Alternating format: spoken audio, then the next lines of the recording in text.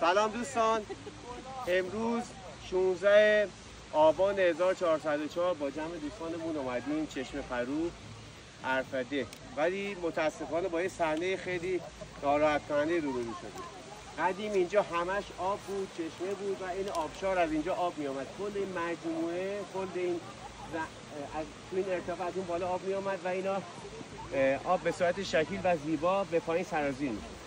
اما این لوله ها رو که میبینید اینجا رو بگیم اصلا اینقدر از بالا از سرچشمه لوله ها رو گرفتن و تمام آب رو از اون بالا سرچشمه گرفتن. این لوکیشن کلا از بین رفته و اصلا آبی نمیبینیم اینجا. یه آب باریکی گذاشتن که واسه دلخوشی بچه‌ای که زحمت میکشن این همه مسیر رو پیاده روی میخوام میان بالا و متاسفانه دیگه اون لوکیشن به درد عمه‌شون میخوره واقعا.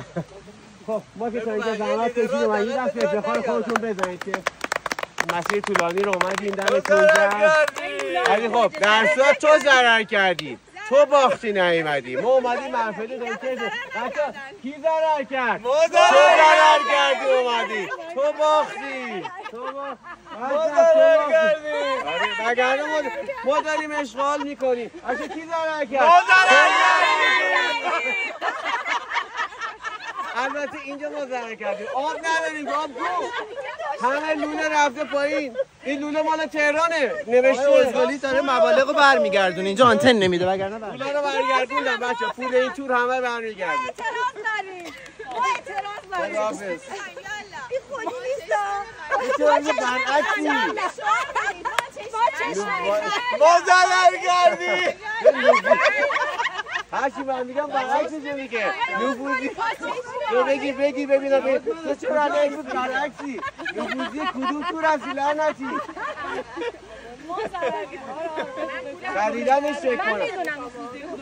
کدوم توره؟ نمیبرم. توره باد بیفته با توره. توره باد بیفته. اگه وکیل چیکار کنیم؟ من پولم با خسارت تأخیرش میکنم. تأخیر؟ 3 روز پیش به من گفت برگردی سامان سناز چک کن. اینم از همسفر ما. ما ضرر کردیم.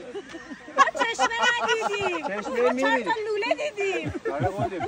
هر سال اومدم به لوله اضافه شد. ماشاءالله. ما رو لوله بارون کردی. این لوله میره تهران. این لوله کجا میره؟ مشهد.